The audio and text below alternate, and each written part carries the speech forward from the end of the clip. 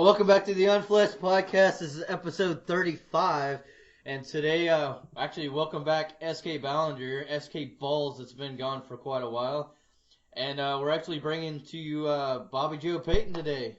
Welcome. How are y'all? How are you doing, Bobbi Jo? Great. How are you guys? Doing good. It's good to be back on the podcast. It's been a while. I've been MIA for a bit. I'm doing great. I'm drinking my agua. Agua my ass. All right. So if people don't know Bobbi Jo Payton, she's a fan, and she is a up-and-coming writer in the book world. And she's actually in the Painted Mayhem anthology. And she was also a character in Unfleshed. She was. She had probably one of the most horrible deaths in it. Right, and I still don't understand why you had to do that to me. Well, it's called right. Well, Yeah. For one, we didn't just pick people to be in the book. We asked who wanted to be in the book, and the person went in order by the people that wanted to be in the book. That is true. Mm-hmm. So tell us a little bit about you've mentioned that you're starting to write. So what are you writing about? Right now, I am finishing up my poetry because I've started poetry about 10 years ago. Just been letting it build up. As TJ said, I have helped with the Painted Mayhem. And right now, I am working on a paranormal / romance / suspense. That's a lot of slashes. It is. Got to keep it interesting. Oh, hell yeah.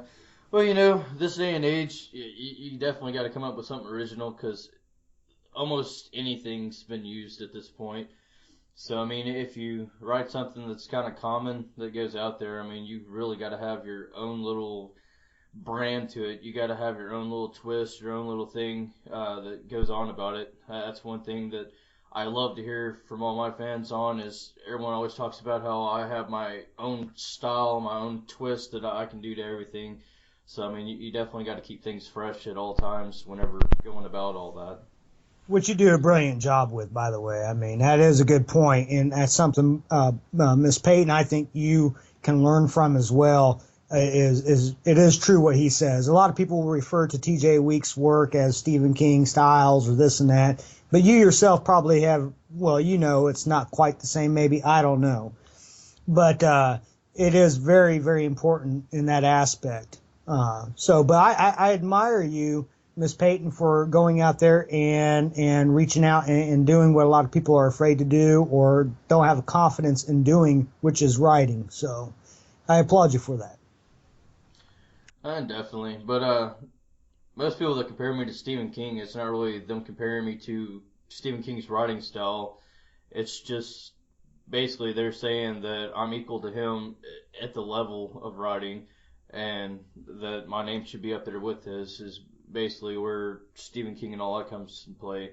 Clive Barker and there's one other one. I get compared to a lot as far as the writing style. I have been compared to Dean Koontz a little bit, but I don't know. I have read some Dean Koontz, and he is an awesome writer. So if that is true, then I'm definitely a happy-go-lucky camper for all that. So I packed one of his fucking books at my Amazon job that I just quit. Thank you. A Dean Koontz? Yeah, it's like motherfucker. But anyways, yeah. My favorite book by Dean Koontz so far is The Watchers for me, but I haven't read all his books, so I don't know. I know Stephen King himself, he's too wordy for me, too many descriptions for me to really, I guess, keep a really good interest in. And from my understanding, all his newer style things has actually started going downhill over the years. So, what would one of your favorite books be, Bobbi? Oh gosh.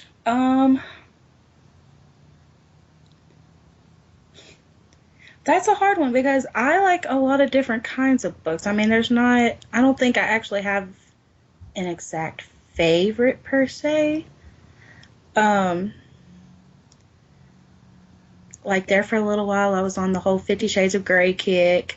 Um, whenever, the Twilight, the typical, you know, female books. Oh, you lost me at 50 Shades.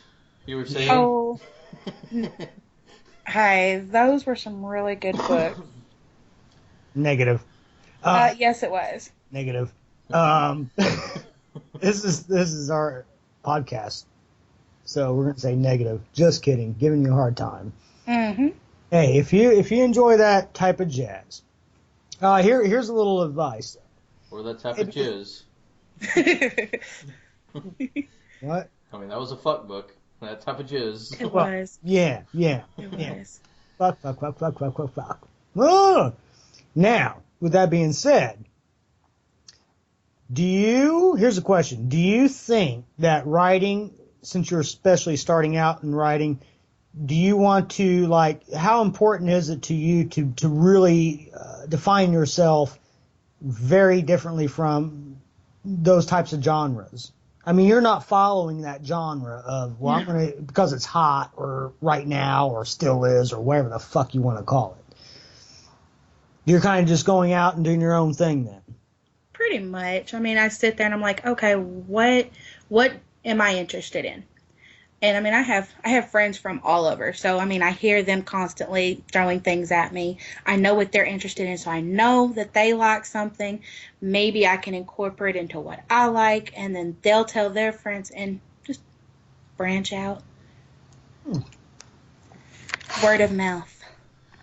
Whenever I write, the easiest way for me to do anything is it's just kind of the what ifs. If I see an old man walking with a cane, well, what if, this guy is just putting on a show and he's actually a serial killer? No one's going to suspect that, the guy that's over there on a walker, that he's going to go in and commit a crime and, be able to get away and all this other shit, I mean, cars, what if, that car out there, had this on it, and it was capable of this, et cetera, whatever. I mean, there's so many things. I mean, hell, even just sitting here right, now, it's just like I've got a picture of me and Chris that is above my laptop. What if that picture came to life? And like shit started coming out of it or something. It's just like okay, it's a lot easier writing to me on that and being able to use your imagination, but keeping it to a realization as possible because it is actually things that you see. It is things to go by every day. They even say. I think the statistics fucking read off that you probably walked by a serial killer. I think about 6 serial killers in your lifetime. I mean, so it is things that just kind of you can kind of look at. That's the Zodiac. The what was it? The Green River Killer. They were never caught. So that old man in that cane. Who knows? Maybe could have been him. Yeah, it could have been him. That happened years ago. I mean, he's either dead or really old. So I think that what if aspect of things is probably one of the best things to look at whenever writing. And also, I want to add on there too that I think that when you're writing in general, it is important. Well, that's just going to be more or less reiterating kind of what TJ said, but. Expand the mind. I'm just going to stop there. I had something and I lost it, so I'm just going to stop it. But it was going to be more or less reiterating, kind of touching up on what TJ just said. As a new writer, you're going to find that there's a lot of stuff that goes on in your mind the more you write. Or I'll speak for myself. That's how I am. I don't know about TJ. I'm pretty sure his mind runs 24/7. But my advice to you, which I've shared with other people in the past, is jot down as much as you can while your mind's running, not necessarily having to stop and write, but just jot down and take it from there. But the more you write, in my opinion, the more your mind wanders, even when you're trying to sleep. So, well, and on jotting down, I mean, yeah, that's. I would always get a digital recorder, and because I'll wake up in the middle of the night from having like crazy fucking dreams or whatever, And it's just easier just to say it real quick, stop it, put it to the side, go back to your sleeping if possible, and all that. But yeah, if you ever tell yourself this is a great idea and I'll remember it, you might as well write that off. You're never gonna remember. You're not gonna remember that. Yeah. No. Been there, done that. You may remember something kind of hit or miss around it, but it's never gonna be that perfect plot that you had to begin with. Right. Yeah. So, tell us a little bit about how why you felt that about your character. Oh my gosh, because she was done so dirty. Like, that poor girl just went through too much. But I did like the fact that she did get her little revenge. That was kind of nice. Yeah, she was brutal to him. Brutal. I don't know. I think if I was maybe put in that kind of a situation, because when I read, I'm like, what if I was that character?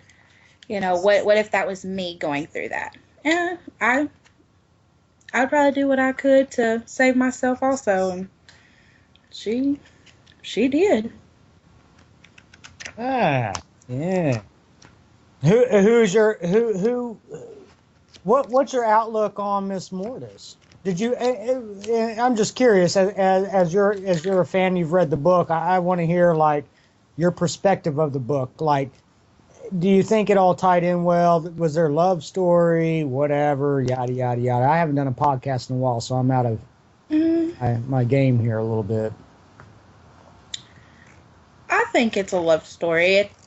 Mixed in with the whole horror thing. But, I kind of felt a little sorry for her. Can't wait to see what else she's got in store. But I felt for her.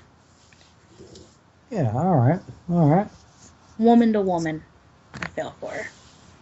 So I felt more sorry for Adam than anything, and the reason why is because he was following his love and kind of just pretty much got like injected by her poison, by her way of death, which led him to solitude to, fucking become flesh face and all that shit. So, to me, he had the more of the rough end of the deal.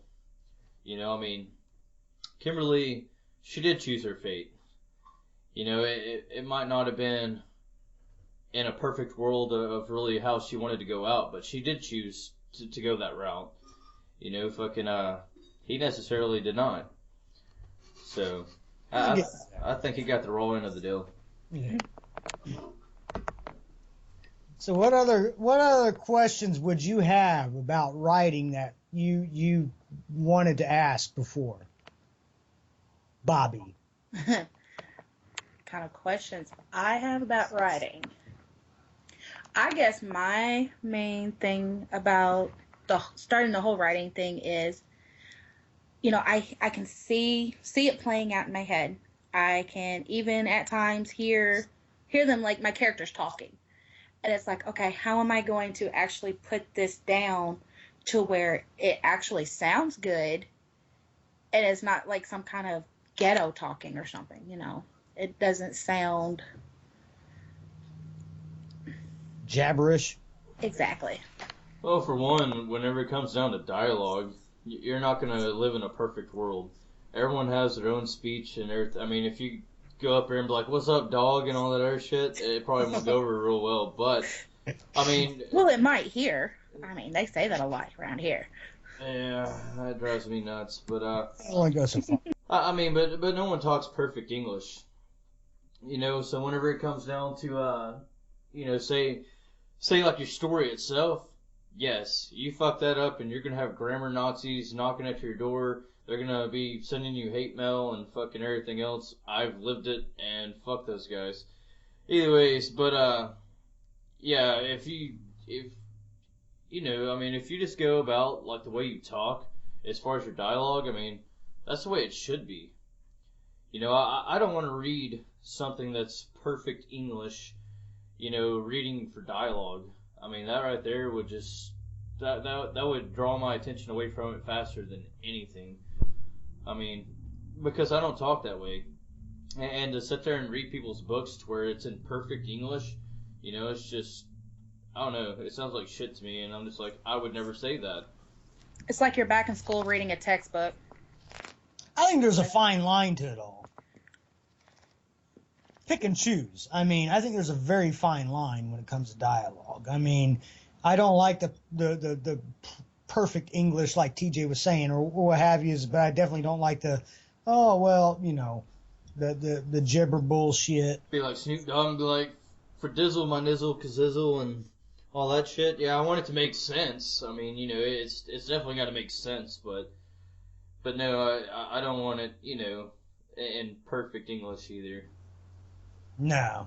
I think, well, for myself, anyways, writing some of the books, not all, or some of the books I've worked with TJ Weeks on, per se, but a lot of my own work, I try to give each character their own little thing, per se. It's no different than somebody doing audio books where they have to go in there with, per se, an accent or something like that. I mean, yeah, I think as a writer, you try to give your own characters their own little world, their own little twist. So even with the grammar, but you definitely don't want the grammar police on you, Bobby. I will tell you that. They will hammer you down.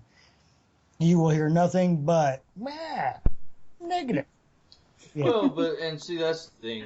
Whenever you first start out, regardless of how great your writing is, you're going to have people that's going to contact you about it, and they're always going to have suggested changes. They're always going to have their own personal opinions about shit. And one thing you got to keep in mind, for one, is, you're always going to receive constructive criticism. And take it as that. That's what it is. It's constructive criticism. You can build off that.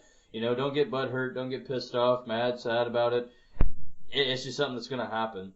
You're also going to have those fucking assholes that, just want to, be an asshole, and they're just gonna sit there and try to nitpick you to death, and yeah, you can't let it get overbearing with all that shit, it's just like, hey, whatever, which is easy to do. Which is easy to do though, starting out. It is starting out.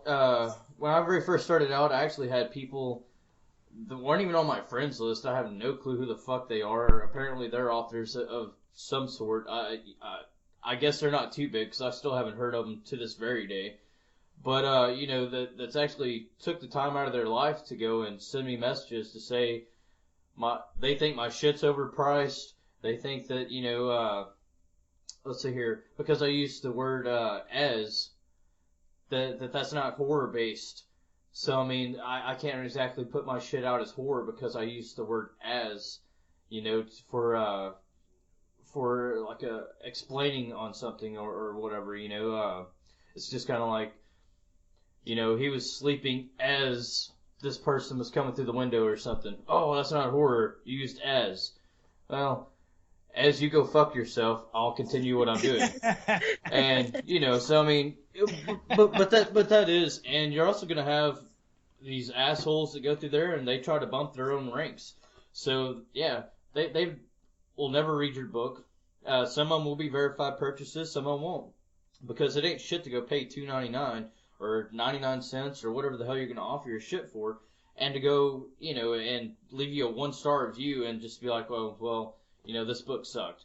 Or, it's too bad that this won't let you give negative stars or whatever. I mean, yeah, that people will do that, and you start second guessing yourself, but you actually didn't do shit wrong. It's the fact that they just want to make your shit look real bad because it moves your ranks down and now theirs go up. They're just trying to make themselves look better. When in the long run, their stuff probably about the same. Yeah, I mean, it's a dog-eat-dog world. It really is. Yeah. A lot of people don't, realize that, but I mean, it truly is. And, you just can't let it get to you. You can't let it get you down. Just, keep fucking going. Keep, moving forward, with what you're doing and shit. And, yeah, I mean. And have at it's done. Yeah. I failed on that. I failed on that miserably when I started writing. I had a lot of books out there or whatever. I didn't have shit edited. I was like, well, hey, I either couldn't afford it or I was just like, oh, it sounds good to me. And then come to find out, people tell me, oh, yeah, edits, but edits are very important. I think TJ, you can probably explain better than I can, but there's people that will, if you find the right person that can, what do you call that, TJ? The arcs or bullshit, whatever. You send your book off to somebody, they pre-read it, and Your beta reads. yeah, Well, yeah, I've got beta readers. They go, well, first off, as soon as I write something, I go back through and I'll beta read myself. And you might as well say you're never going to write a final piece off your first piece you're going to write. So your first one, that's basically a rough draft. And keep in mind, hey, that's what it is. Don't be, scared to make changes, etc. From my beta read, it goes to edits. It'll get a first initial edit, and then I send it to the beta readers. The beta readers will go through there. They're going to do suggested changes of whatever they think that should be fixed on it. If you're writing present tense and then you move to past tense, whatever the case may be. So they're going to send you a email with the suggested changes. You have the right to either accept those changes or don't. But most people that are actually beta readers, they're good with what they do. I've given my books to some really just dumbass people, and they give me dumbass suggestions that's just like, okay. But, but that was starting out. Now I have shit kind of lined out a lot better for me, and it's a little bit easier to process. But, yeah, so you'll go through and you'll do your suggested changes, it goes back to edits, and then read back through it, and then let them do a final edit. So I would always suggest doing the 3 edits on it, and at least 2 to 3 beta reads on each one. I would even suggest sending it through 2 to 3 beta readers, just to get more than one fucking opinion behind shit. But of course, you only want to send it to one person at a time, because you go through and do their suggested changes on what you want to do, and then you can send it to the next one, and then etc. But if you send the same one to all 3 at the same time, they're going to be nitpicking probably at the same damn things. So, it's just going to make more work for you. It's going to be easy as fuck for them, but it's going to make a lot of work for you. So, that's what I do. I know whenever people write a book, it's just anxious as fuck. Like, I got to get this book out there, I'm so excited. But, just hold off on it. And don't go through and use Google and fucking get images and put your damn name on them.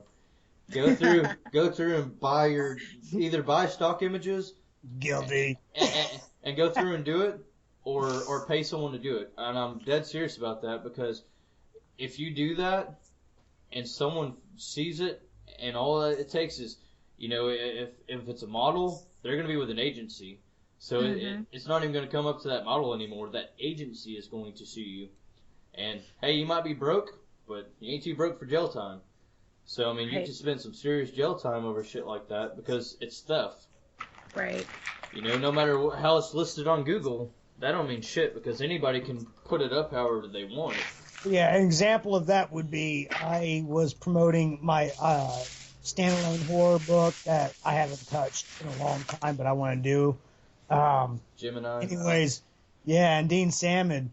If you don't know him, he did the book cover for Devil Station and Unfleshed, and he's done lots of book covers for Stephen King and stuff.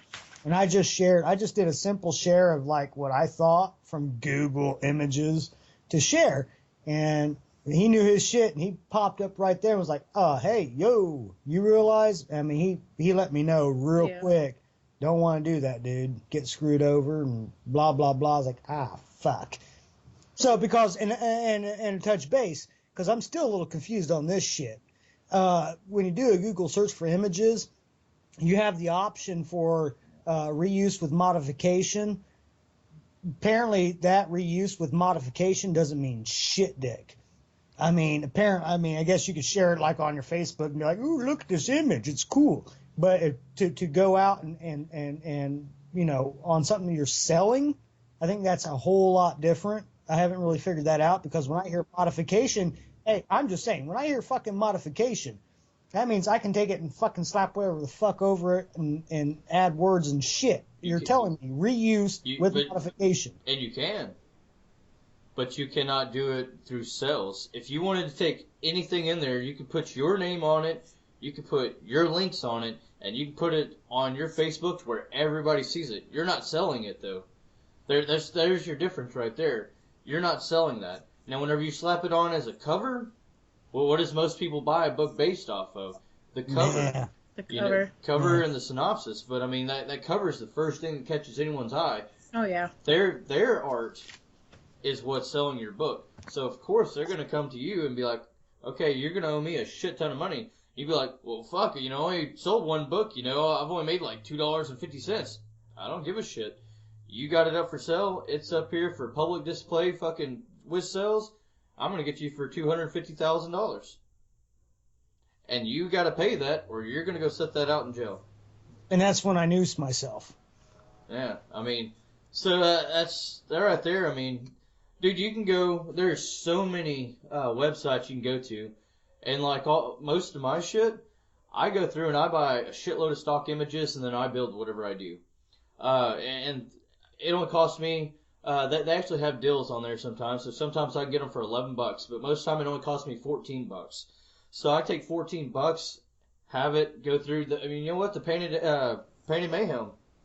Which I like. I bought both of those. It was pretty awesome. The front cover and the back cover. I found the same fucking model and different, fucking layouts and shit.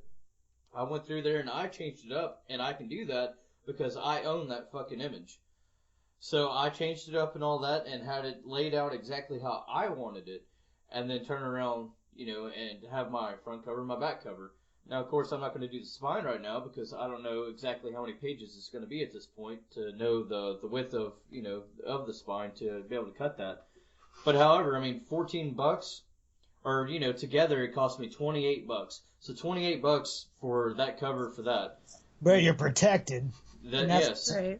I don't know anyone's shit whenever, for that, I just wasted $28 because I'm never going to get a dime from it anyway.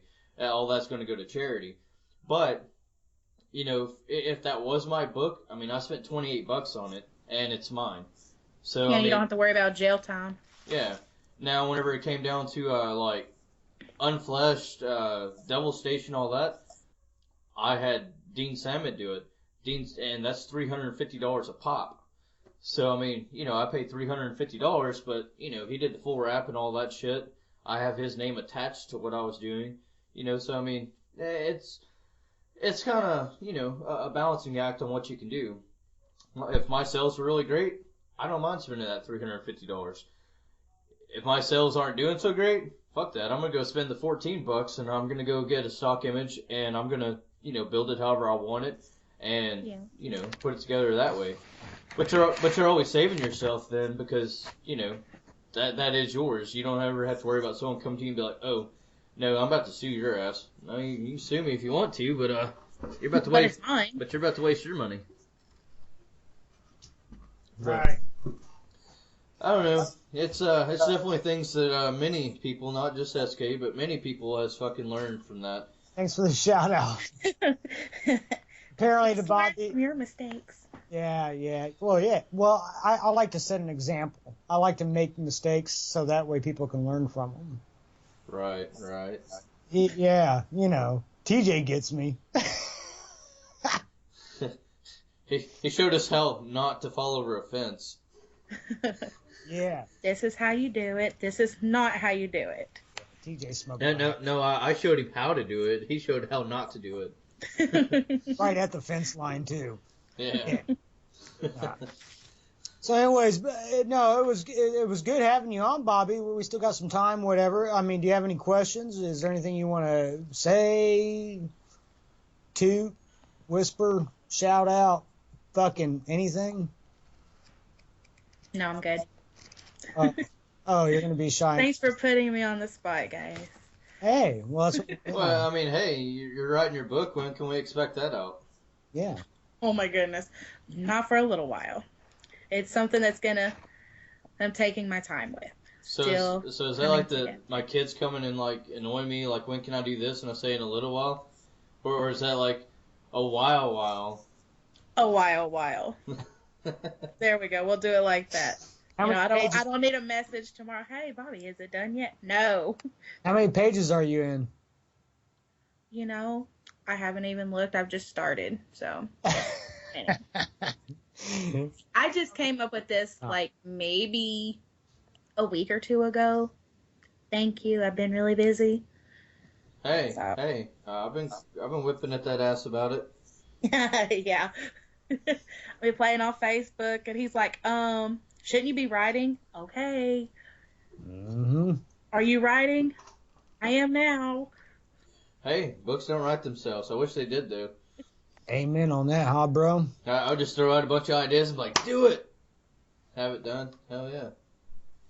There you go. You know, I want to get up here with James Patterson. I just want to be able to come up with an outline so I can do that in like 5 minutes, and then have someone else write the shit and just get paid for it and be like a billionaire. Just like Every know. so often be like, yeah, go ahead and change that a little bit. Thank you. Keep on. Come back later. Yeah. You know this is kind of what I was looking for, but it needs some tweaks. You know, just Yeah. just go ahead and do that. I Yeah, mean, I'm gonna smell some wine. yeah, don't bitch about it. I'm gonna give you like $1 million. I mean, I'm gonna profit like 70 million, but you know, I'm gonna give you $1 million. Just take the shit and keep tweaking on it. Yeah, that's the level I want. I need to get at. You know. No, I don't think you would do that. Oh, why not? That's like instant fucking millionaire shit right there. I don't think you would. And then I'm gonna fucking. I'm sure you would, but I don't think you would. And then I'm gonna offer to like fucking host a class and shit on Facebook to where people can pay me $95 so I can tell you how to be a best-selling author from my authors writing my shit for me. Right. Now that's where I draw the fucking line. He took it way over fucking board there. He did. Hey, that's what he does. My 70 million's not good enough, so now I'm gonna do an online course. And guess what? When you're fucking doing that online course, it's not even him. It's some other douchebag being like, "Hey, I just got paid 10 grand." Oh and no, he does Just the for class. Writing his name. yeah, No, yeah, no, oh yeah. He does the I class. typed your name across. Hey, and what the fuck are you smoking over there, anyways, Bobbi Jo, to say that I would just sell my shit? What the fuck's that all about? You calling me a sellout? I didn't say that. Ah, yeah, interpretation. So TJ's the good guy. I'm the a-hole. Now all of a sudden. I think she more or less said SK Balls was a bitch. And it's balls. Just get off. Thank you, PM Barnes. By the way, ball stuff is starting to carry along now. Yeah, Bobby. Well, she calls me balls. So Yeah. balls. I don't get it. Anyways. No, I would never sell myself out like James Patterson. I would give the guy like $1,000. Give him 1,000. $1,000? I won't even write a book for $1,000. Seriously? Because I think TJ just said a few minutes ago $1 million for the 70 million. So yeah, I mean, I'm gonna make 70 million. Fuck, I'll give the motherfucker $1 million. see. What's the difference between say 50,000 and 1,000? What's the difference? Is that what you just said? Well, I'm just fucking 49,000. saying. I'm not like that. God damn it. You know what I'm saying? So what you're saying is, if I had $50,000 and some guy came along that had potential. All right. So what you're saying is James Patterson called you up. You would rather write fucking 50 fucking books to make $50,000 versus write one book for $50,000. No. You're confusing him. I mean, because you're saying what's the difference between 1,000 and 50,000? No, I'm saying because I don't have 70 million. I'm saying I don't even have 50 fucking thousand. That's why I said I need to get to his point. I would take 50,000 if I was $50,000 in, and some I don't know geek fucking came along and was like, "Hey, Rule, look at you, Mr. Author." Well, all right. Hey, look at this. Here's $1,000. Go write my goddamn book. Come back to me and talk next week. I tell you, take that 1,000 and shove up your ass. I'm just saying. All right, but here's my point, okay? Dude, I don't even have to write a book. I could just write pretty much like a storyline of a book, and all I gotta do is put it either into manuscript form, or I can fucking just do a short video of something that was going on in my head. I can put it on Amazon Studios, and if it's picked up, that's instantly $200,000. So $200,000 for me to just take 5 minutes out of my fucking life and just present them with an idea. So why would I take $1,000 to write an entire piece whenever I could just go and spend all day writing little 2-minute fucking ideas and kick it out to them and make $200,000? I really don't want to even hear Amazon. So, anyways, moving forward. Because that's his favorite place. Yeah, I told you. I talked to TJ last night, and I told you about it. They fuck. Ooh, don't. This is an interview we're supposed to be having with you about. You suck! I love Amazon. They pay me. No, Amazon? No. Dover, Delaware. Your little building up there. Well, SK's site just went down. No one can buy his books anymore. Yeah. It's probably There's still Barnes & Noble. Digital format. Now he's thinking. Yeah, I am. But hey, Amazon, give you props for opening up the bookstore. That's pretty cool. Anyways, now we're on good terms. Let's roll. Anyways, but yeah, I'm not going to spend my time writing something that's going to take me weeks to fucking do for $1,000. No, I'm just not going to do that.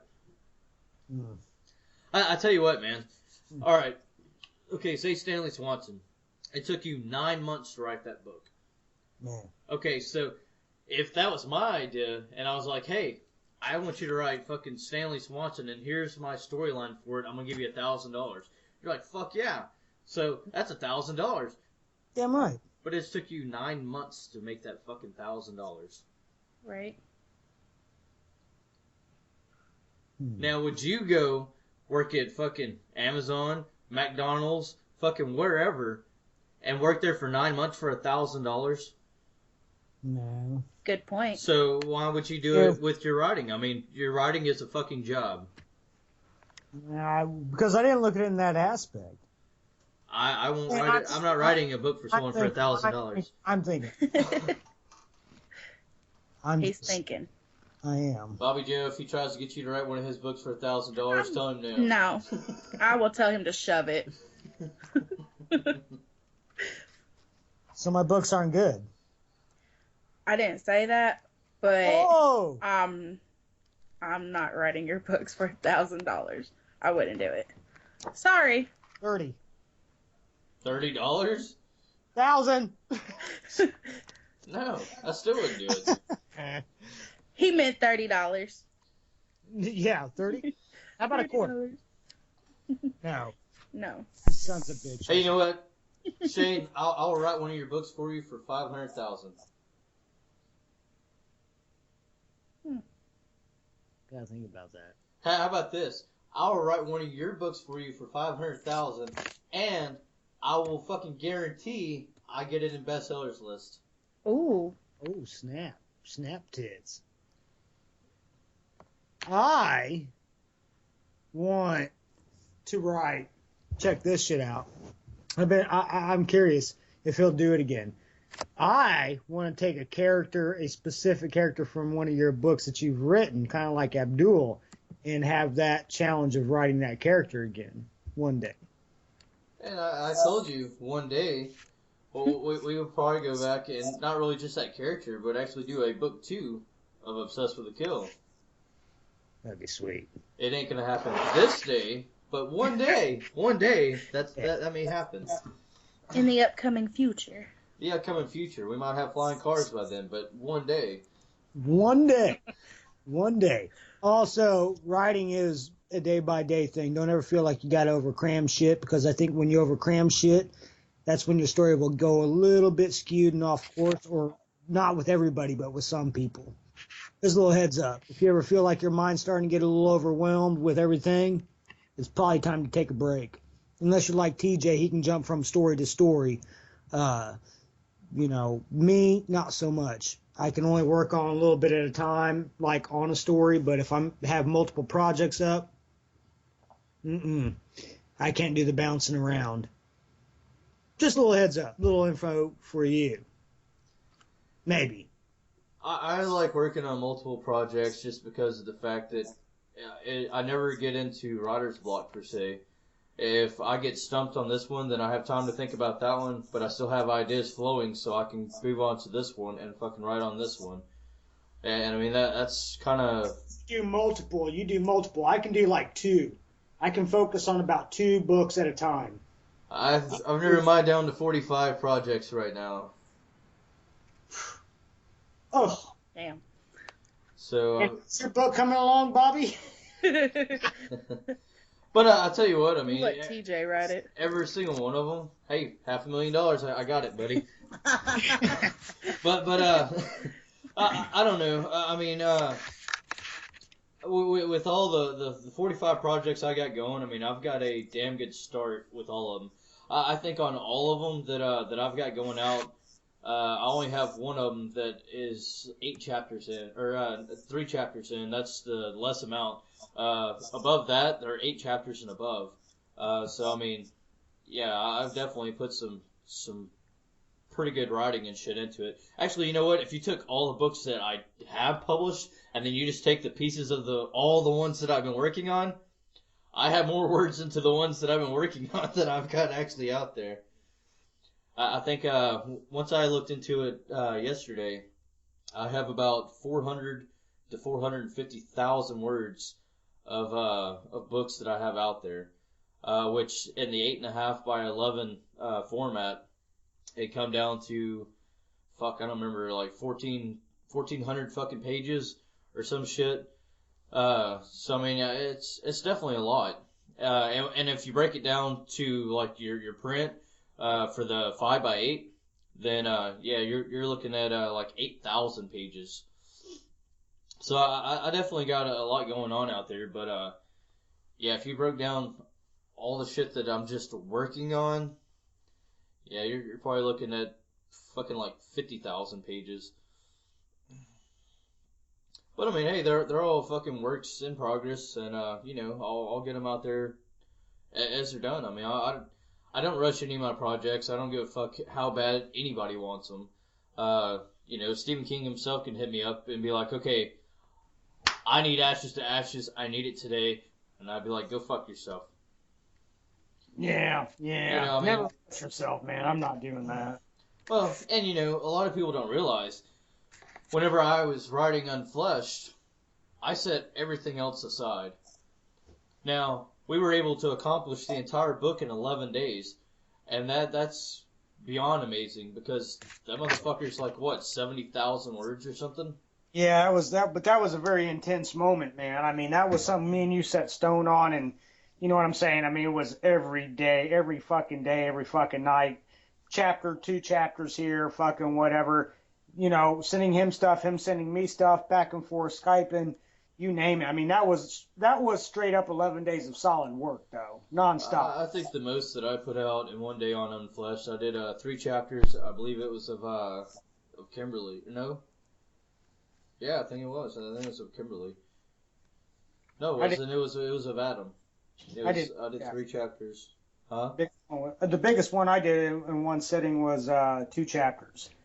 Yeah. And yeah, I think.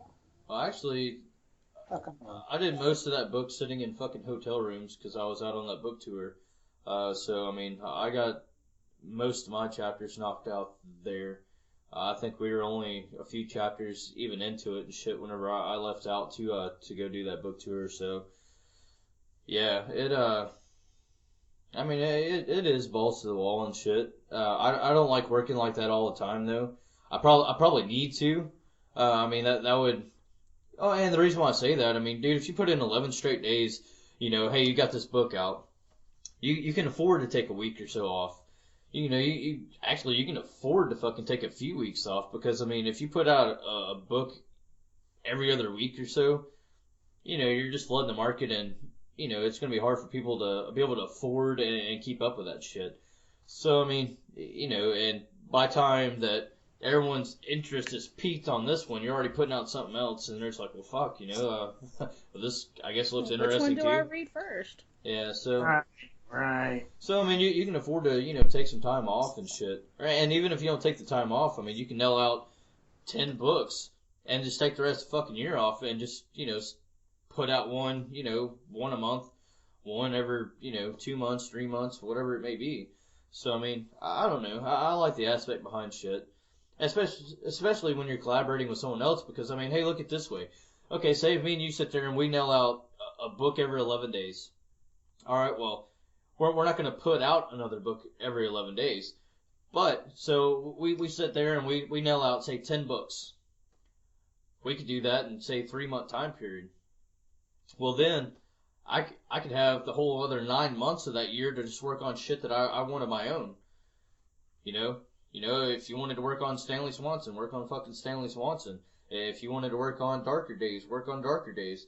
It gives you the opportunity to do that collaboration in bulk, but then still have sufficient enough time to actually go through there and nail out your own shit as well, and not having to be in such a rush. So you're only having to spend, say, 3 months out of the year with actual crunch time of nailing out, many projects. That's why I think it was the beauty of doing Unfleshed like we did. I think I may have touched base with Bobbi Jo about that time or two about, whipping it out. It's not whipping it out, but that dedication of... For the love of God, don't whip it out. You know what I'm saying? Just having that time and just, okay, boom. It was just, I liked 11 days. We had it done.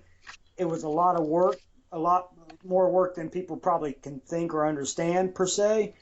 But just, boom, heading out, talking, sending you files, you sending me files, and just back and forth.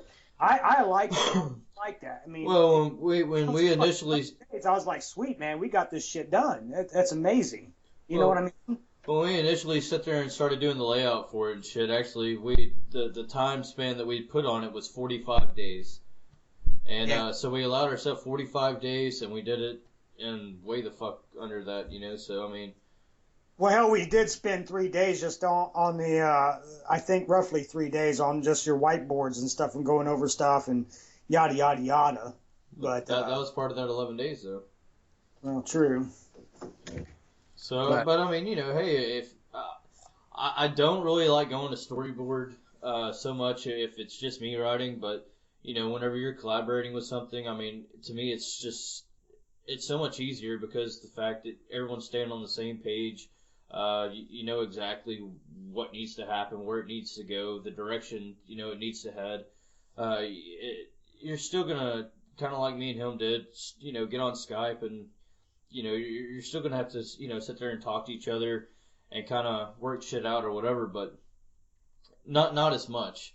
It's a working together experience, not having to hold each other's hand experience. So, I mean, that's what I like about it. Have you ever thought about working on another book with somebody, Bobbi? Maybe one day. I don't know, but you just went outside and, I can hear myself echo, and now I can hear her echo. I can hear you guys echo. I'm smoking. Duh, we see that. You still echoing? I don't hear it now. As soon as you open up that door... I said something, I could hear it repeat through there, and then she answered, and then I heard it echo through there. Huh. I don't know. I don't know. Anyways, yeah, I don't know, but I would definitely say for absolutely anybody that's gonna write, even doing it professionally, doing it as a hobby, whatever. Don't wear yourself out with it, and that's very easy to do. Burn you to the ground, burn you to the ground, burn you to the ground.